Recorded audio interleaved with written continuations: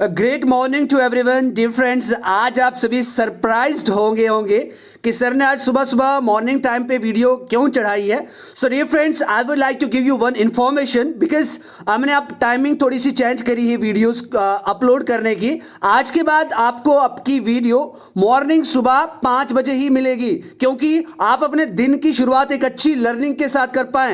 यानी जागते ही अगर आप एक अच्छा काम करते हैं, अच्छे प्रोडक्टिविटी से किसी चीज़ को सीखते हैं, डेफिनेटली वो आपकी लाइफ के अंदर भी प्रोडक्टिव चीज़ें ही ऐड करेगा और आपको डेफिनेटली बेनिफिट मिलेगा। सो आज के इस वीडियो के अंदर हम पंक्चुएशन क्या होता है, जिसको हम विराम चिन्ह कहते हैं, उसके बारे में पढ़ने जा रहे हैं। ये वीडियो सभी के लिए हेल्पफुल है, चाहे वो 8th क्लास का स्टूडेंट है, 8th से लेके 12th या 12th से अपर लेवल यानी हायर लेवल का स्टूडेंट है। ये वीडियो सभी के लिए इंपॉर्टेंट है बिकॉज हम सभी को कहीं ना कहीं इन सभी पंक्चुएशंस के अंदर कंफ्यूजन रहती है।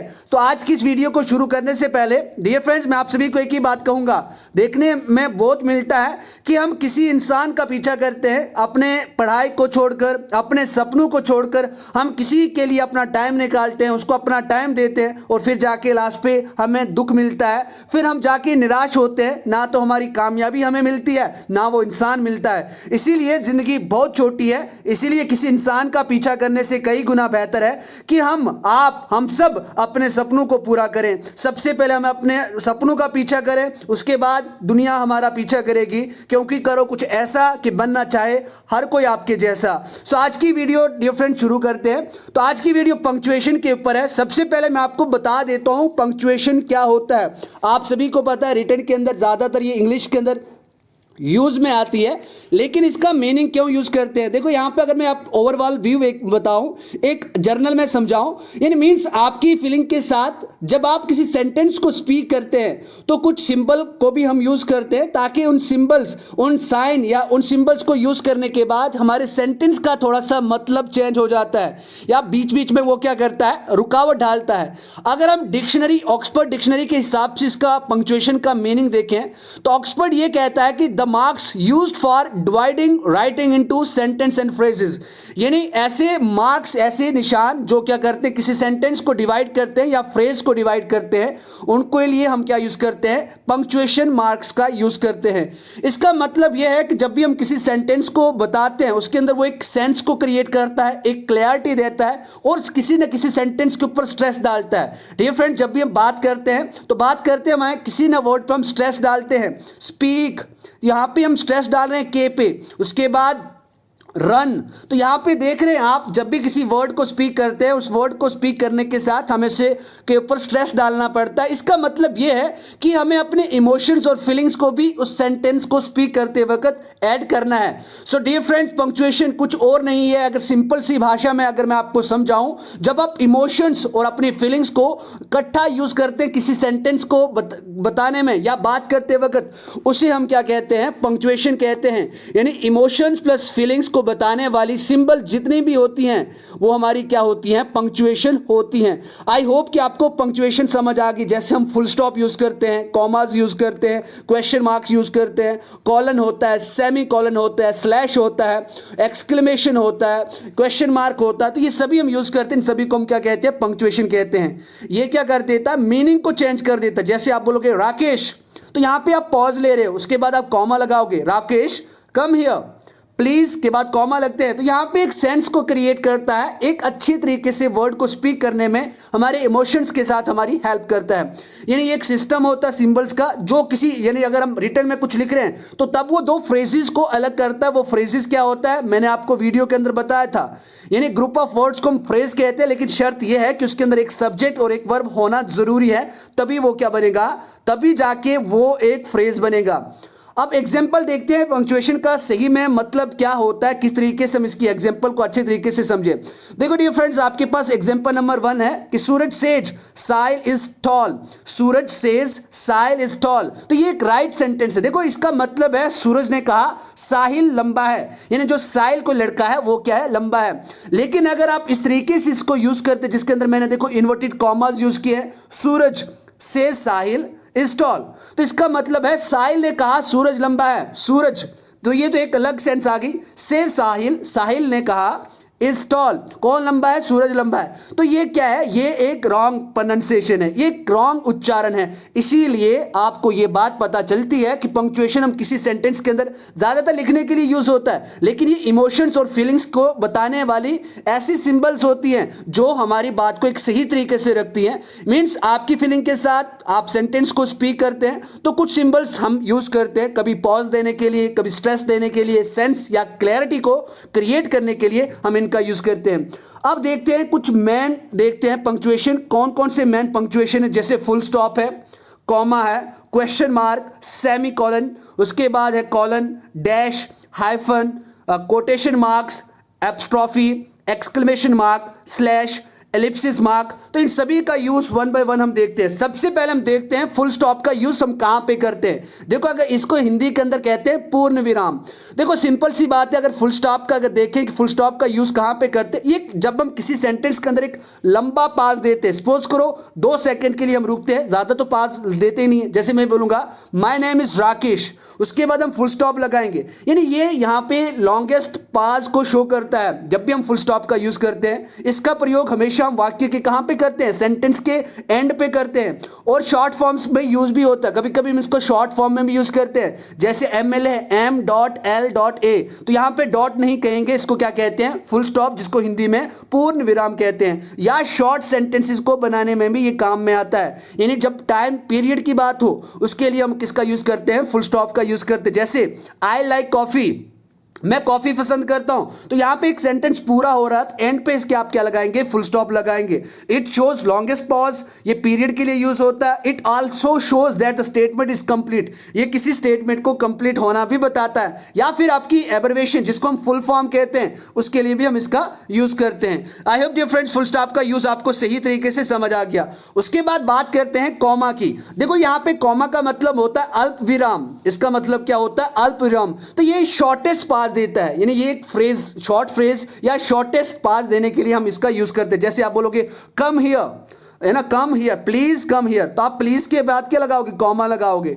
उसके बाद मैं बोलूंगा प्लीज सब्सक्राइब द चैनल, तो यहां पे देख रहे हैं आप, प्लीज के बाद आप कॉमा लग रहा है। इस तरीके से हम कॉमा का यूज करते हैं। या फिर कभी आपके विचार या किसी एलिमेंट, चीजों को अगर आपको सेपरेट करना हो तो उसके लिए आप बीच में कॉमा लगाते हैं। लिखने के अंदर आप सभी ने देखा होगा, जैसे पेन, नोटबुक, रजिस्टर, कार्डबोर्ड, इस तरीके से इनके बीच में आप क्या लगाते हैं? कॉमा लगाते हैं। देखो डियर फ्रेंड्स, सभी को एक कंफ्यूजन रहती है। देखो हम अक्सर क्या करते हैं, जब हम कभी लास्ट में लिखते, जैसे मैं लिखूंगा पेन, उसके बाद लिखता हूं एंड, मैं क्या लिखता हूं? Pen end. इससे ये जो कॉमा होता है, ये जो यहां पे एक कॉमा होता है, इस कॉमा को हम कहते हैं चाइना कॉमा। क्या कहते हैं? China comma. इसका ऐसे तरीके से हम क्या कहते हैं? इसका नाम है, यानी जो जब भी कभी कॉमा ऐसा यूज होता है, इसको हम क्या कहते हैं? यूज कॉमा बिफोर, मीन्स इस तरीके से हम इसका यूज करते हैं, इसको चाइना कॉमा कहते हैं। इस तरीके से इसको आप याद रखें, कभी इसको भुलाएं नहीं, यानी इस तरीके से हम इसका यूज करते हैं। देखो जब जैसे हम कहते हैं ना मैथ्स एंड साइंस, हम क्या कहेंगे? मैथ्स एंड साइंस, हम क्या कहेंगे? मैथ्स, उसके बाद कहेंगे एंड साइंस। और उससे पहले हम क्या लगाते हैं? उससे पहले हम क्या लगाते हैं? उससे पहले हम एक कॉमा लगाते हैं। तो यहां पे उस कॉमा के लिए, जैसे मैं बोलूंगा मैथ्स एंड, और यहां पे मैं कॉमा लगा रहा हूं, उसके बाद साइंस लिखते हैं हम, है ना, उसके बाद में हम क्या लिखते हैं? साइंस। तो ये जो कॉमा होता है, नहीं आना चाहिए या आना चाहिए, सभी की कंफ्यूजन रहती है। तो ऑक्सफोर्ड कॉमा कहलाता है या चाइना कॉमा कहलाता है। तो ये चाइना कॉमा हम देसी लैंग्वेज में इसको कहते हैं, लेकिन इस कॉमा को हम जनरली अगर एक प्रोफेशनल लैंग्वेज में देखें, ऑक्सफोर्ड डिक्शनरी के हिसाब से देखें, तो इसको कहा जाता है ऑक्सफोर्ड कॉमा कहा जाता है। इसको क्या कहा जाता है? ऑक्सफोर्ड कॉमा कहा जाता है। आई होप डियर फ्रेंड्स आप इसको अच्छे तरीके से देखेंगे।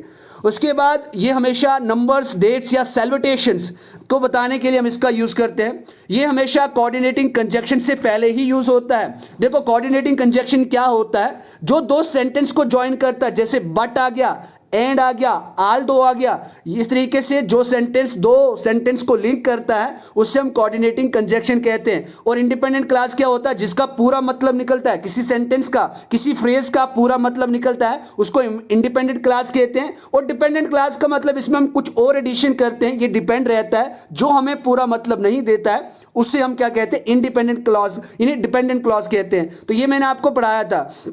उसके बाद ये यहाँ पे उसके लिए भी यूज करते, जैसे एग्जांपल है when I went to college, जब मैं कॉलेज गया, आई सॉ टाइगर, मैंने चीते को देखा। तो यहाँ पे देखो when I went to college, इसके बीच में हमने क्या लगाया, इसके बीच में हमने कॉमा लगाया। तो ऐसी कंडीशंस पे भी हम इसका यूज करते हैं। थैंक्स फॉर योर हेल्प, हम आपकी सहायता के लिए धन्यवाद पूजा। तो यहाँ पे देखो उससे पहले भी हमने क्या लिया, एक छोटा सा पॉज लिया।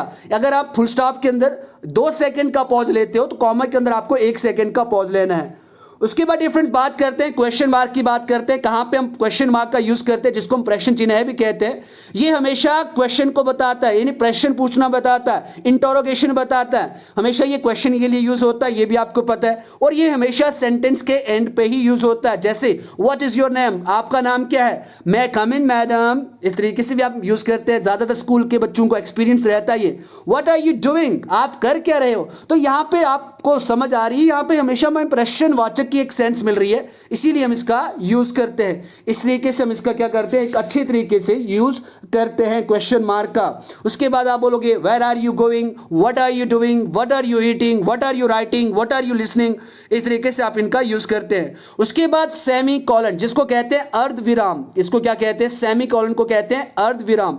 तो हमेशा जो सेमी कॉलन होता है ये क्या होता है, कॉमा से लंबे पाज को बताता है। ये थोड़ा कॉमा जो पॉज बताता है उससे थोड़ा स्लाइटली थोड़ा लॉन्ग पॉज को शो करता है, उसके लिए हम सेमी कॉलन का यूज करते हैं। और ये दो इंडिपेंडेंट क्लॉज को कनेक्ट करता है। इंडिपेंडेंट क्लॉज का मतलब क्या होता है, मैंने आपको बताया था जब मैंने आपको क्लॉजेस पढ़ाए थे, उसके अंदर मैंने आपको बताया था कि जब आप किसी कोऑर्डिनेटिंग कंजंक्शन का यूज नहीं करते हैं तब आप सेमी कॉलन का यूज कर सकते हैं इंडिपेंडेंट क्लॉज के अंदर।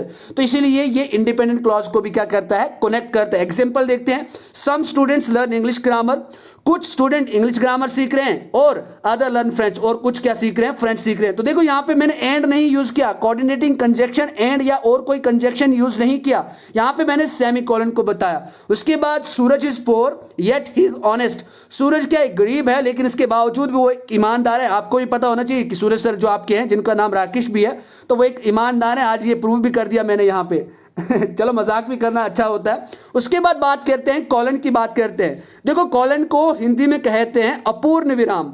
ये क्या बताता है, ये जो सेमी कॉलन होता है इससे और स्लाइटली ज्यादा पॉज को बताता है। जैसे टीचर सेड, ये यहाँ पे क्या बता रहा है, teacher said honesty is the best policy. क्या कहोगे, honesty is the best policy. या कॉलन का यूज अब तब भी करते हैं जब आपको 2-4 चीजें इकट्ठी बतानी हो। जैसे I am planning to study 4 subject, I am planning to study 4 subject, मैं ये प्लानिंग कर रहा हूं कि मैं 4 सब्जेक्ट पढ़ूंगा फिजिक्स।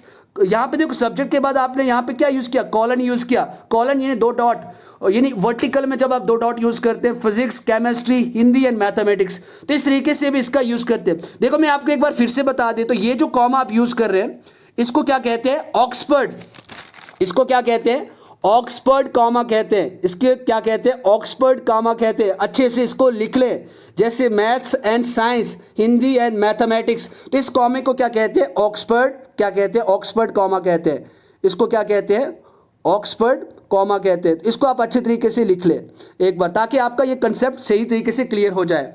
उसके बाद यहाँ पे बात करते हैं, डैश की बात करते हैं और हाइफन की बात करते हैं। देखो ये इंटरेस्टिंग स्टोरी है यहाँ पे जानने को। अब डैश वो जो होता है वो हमेशा लार्ज साइज को बताता है। एक बात याद रखें, जो डैश का साइज होता है वो लंबा होता है, और हाइफन का साइज जो होता है वो क्या होता है, छोटा होता है। आप देख रहे हैं हाइफन का साइज डैश के साइज से क्या है, छोटा है। यानी यहाँ पे इसका मतलब डैश जो होता है वो लार्ज साइज होता है, और हाइफन जो होता है वो स्मॉलर साइज देन डैश होता है, यानी डैश से छोटा साइज होता है। उसके बाद जो डैश होता है हमेशा हम इनफॉर्मल वर्ड्स के साथ यूज करते हैं, लेकिन इसकी एक खासियत है कि ये 2 स्टेटमेंट्स को क्या करता है, सेपरेट करता है। जैसे मैं यहाँ पे एक टाइम बाउंडेशन आपको बता रहा हूं, जैसे मैं बताऊंगा 1880 टू 1947, 1857 टू 1947, उसके बाद 2000 टू 2021। तो ये बीच में डैश जो है ये निर्देशक चिन्ह है बता रहा है। उसके अंदर भी टाइप्स होती है, 2 टाइप्स की होती है। बहुत ही मजेदार कंसेप्ट है, एक होता है एन डैश और दूसरा होता है एम डैश। अब एन डैश का मतलब यह है कि जितना एन का साइज होता है उतनी लाइन, यानी जितना आपके एन का साइज है उतनी लाइन। और एम डैश का मतलब होता है जितनी एम की साइज होती है उतना हमें डैश लेना है, तो इसका भी आप ज्यादा ध्यान रखें। उसके बाद अगर हम हाइफन की बात करें तो हम हाइफन, मैंने आपको बताया शॉर्ट सेंटेंस होता है, ये 2 कंपाउंड टर्म को जोड़ता है। अब कंपाउंड टर्म का मतलब क्या होता है, जब 2 वर्ड से मिलकर कोई सेंटेंस बनता है उसे हम कंपाउंड वर्ड कहते हैं। देखो यहाँ पे इको प्लस फ्रेंडली हो गया, बुक प्लस लविंग हो गया, वेल रिटन हो गया, उसके बाद दामाजी सन इन लॉ, है ना। इस तरीके से आप इसका यूज करते हैं। इको फ्रेंडली, बुक लविंग, इन जो किताबें जिसको पसंद है या किताबों को प्यार करने वाला, वेल रिटन अच्छा लिखा हुआ, सन इन लॉ, दामाजी भी इसका यूज कर सकते हैं, ये दामाद ही होता है। उसके बाद यहाँ पे बात करते हैं कोटेशन मार्क्स की। देखो यहाँ पे कोटेशन मार्क्स का मतलब होता है जो कोटेशन सिंबल्स हम यूज करते हैं उनको हम इन्वर्टेड कॉमास भी कहते हैं। आप सभी को पता है हिंदी में इसको अवतरण चिन्ह कहते हैं। ये हमेशा जो स्पीकर के एग्जैक्ट वर्ड्स होते हैं उनको बताता है, इन्हें उनके लिए हमने यूज करते हैं। कंडीशनल सेंटेंस के अंदर मैंने इनका यूज आपको बताया था। और ये हमेशा उन वर्ड्स पे फोकस करते हैं जो स्पीकर बोलता है, रिपीटेड उन्हीं वर्ड को यूज करता है, यानी रिपीटेड, जिसने जो बात कही वैसी की वैसी ये लिखने के लिए हम इसका यूज करते हैं। कोटेशन मार्क्स यानी जिनको हम इन्वर्टेड कॉमास कहते हैं, इसका सिंपल मतलब ये है कि जिसने जो बात कही वैसी जैसी कही वैसी हमने लिख दी, तो उसके लिए हम इसका यूज करते हैं। जैसे सूरज सेड, आपने डायरेक्ट और इनडायरेक्ट नरेशन के अंदर इसका कंसेप्ट देखा होगा। Suraj said she is very sluggish, Suraj ने कहा कि वह लड़की बहुत ही आलसी है, लापरवाह है। आप बोलोगे sir said stars are uncountable, देखो आपके सर ने कहा कि जो तारे हैं वो अनगिनत हैं, तो सूरज सर भी, यानी राकेश सर भी आपके यही कहते हैं। Rakesh said I will throw you outside if you don't study well, देखो राकेश सर हैं आपके, तो राकेश सर आपको कह रहे हैं अगर आपने पढ़ाई नहीं करी तो मैं आपको बाहर फेंक दूंगा। तो ये डर अपने माइंड में रख के पढ़ाई करें अच्छे तरीके से। आज तो मॉर्निंग में वीडियो मैंने आपको दी है, सही मोटिवेशन, यानी आज आप अपने आप को एक अच्छे फील करवाएं, क्योंकि आपकी अगर दिन की शुरुआत इतने मजेदार तरीके से हुई है तो सोचो आपका दिन आज कितना अच्छा होने वाला है। इसीलिए well begun is half done, किसी ने क्या खूब लाइन कही है कि अच्छी शुरुआत समझो आधा काम हो गया।